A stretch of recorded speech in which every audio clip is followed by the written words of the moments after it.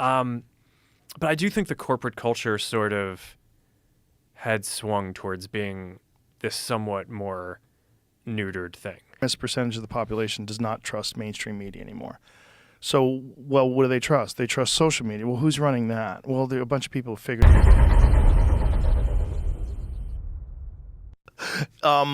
this recent announcement that you did about content moderation, how has that been received?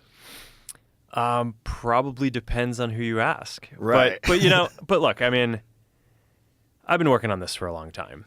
So, I mean, you got to do what you think is right. We've been on a long journey here, right? Mm-hmm. I mean, it's and I think at some level you only start one of these companies if you believe in giving people a voice, right? I mean, the whole point of social media is basically, giving people the ability to share what they want. Right. And it goes back to, our original mission is just give people the power to share and make the world more open and connected. He doesn't have to move fast. He's just always a step ahead of everybody. Yeah. Have you talked to him at all? Oh, yeah. Did you talk to John Donaher? No, I haven't. You need to talk to John. Yeah, no, I would be interested. That's in that. the greatest mind in combat sports. Now, Gordon I don't is say that lightly. Yeah. John Donaher is the greatest mind in combat sports. Interesting. By far. He's a legitimate genius. You know the whole story, right? The guy was a professor of philosophy at Stanford and or Columbia? Where was he? I forget. I think Columbia, it was. And then decides, I'm just going to teach jiu-jitsu all day. Sleeps on the mats, teaches all day long. Wears a rash guard anywhere he goes. He's a freak, and he's so fucking smart, like scary smart about all kinds of things. It's not just jiu-jitsu. He's got a memory like a steel vice. Like he just holds on to thoughts and can repeat them. His recall's insane. He's a legitimate genius that became obsessed with jiu-jitsu. And what he's done with Gordon and with Gary Tonin and, just a series of other athletes is nothing short of extraordinary. Just an interesting guy to have conversations with, too. Have you seen him on Lex's show? He's done a couple episodes of Lex's. And I watched, I saw the one that you did with him, too. Yeah. Love the guy. Yeah. Again, happy there's someone like that out there. Because when people have these ideas of what martial arts are, and then you see a guy like that, and you're like, okay, why? I might have to rethink this. Yeah, there's a whole spectrum of people. Yeah. What has it done in terms of one of the things that a lot of people have said, and I have too, like nothing turns you into a libertarian quicker than jiu-jitsu. I don't know why that is. I think it's the hard work thing. It's the cutting out all of the bullshit and realizing how much of the things that we take as real things are just excuses and bullshit and weakness and just procrastinate. There's a lot of things that we have that exist, especially in like the business world and the corporate world and the education world, that are just bullshit. And they don't really have to be there. Mm-hmm. And they're only there to try to make up for hard work. Yeah. Yeah, I don't know.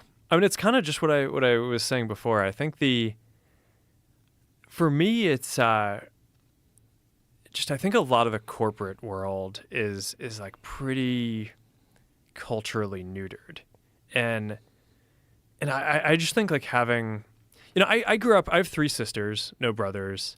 I have 3 daughters, no sons. So I'm like surrounded by girls and women like my whole life, and it's like so. I think I don't know. There's just something the kind of masculine energy I think is good, and obviously, society has plenty of that, but I think corporate culture was really like trying to get away from it, and I do think that there's just something. It's like I don't know. All these forms of energy are good, and I think having a culture that like celebrates the aggression a bit more has its own merits that are really positive. And that has been a kind of a positive experience for me. Right. Yeah, very, very complicated. Yeah. It's all very nuanced. And you made a point earlier about the government supporting its companies, that it would be a good thing for the government to support its companies. It makes sense. It's an American company. I think the issue that we're dealing with is companies, as we're describing them, have never existed before, right? There's never been a thing like Facebook before. There's never been a thing like Twitter before or X.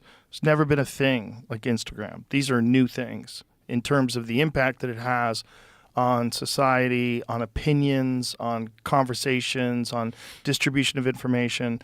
There's never been a thing like this that the government didn't control. So it makes sense from their perspective, continuing the patterns of behavior that they've always exhibited, which is to have control over the media. I mean, there has been CIA operatives that have been in major newspapers forever. There's always been that. There's always been this sort of input that the government had in mainstream media narratives. They are in a position now where they're losing that. They've essentially lost it. And especially with this the push during COVID deteriorated, as you were saying before, the opinion and the respect that people have for the facts that are coming from mainstream journalism in a way that I've never seen before in my life, where an enormous percentage of the population does not trust mainstream media anymore. So, well, what do they trust? They trust social media. Well, who's running that? Well, there are a bunch of people who figured it out and invented it. Well, no, fuck that. Like, we got to crack down on that.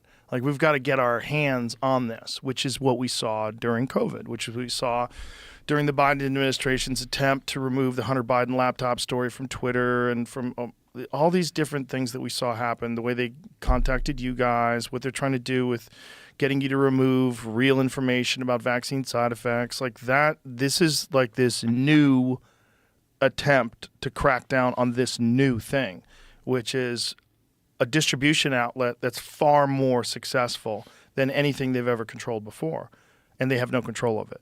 Right? They had CBS, they had NBC, they had when they had the New York Times and all these Washington Post, when they were in control of narratives in that way, it was so much easier. There wasn't some sort of pirate radio voice that came on and said, "Hey guys, look, here's the latest studies that shows this is not true. Here's why they're lying about that. Here's why they're lying about this." And now that's what you get all day long on X. It's all day long is like dissolving illusions. Mm-hmm. And that's a completely new thing that probably led to Trump getting elected. Yeah, I mean, the causality there is tricky, but because there's a lot of things.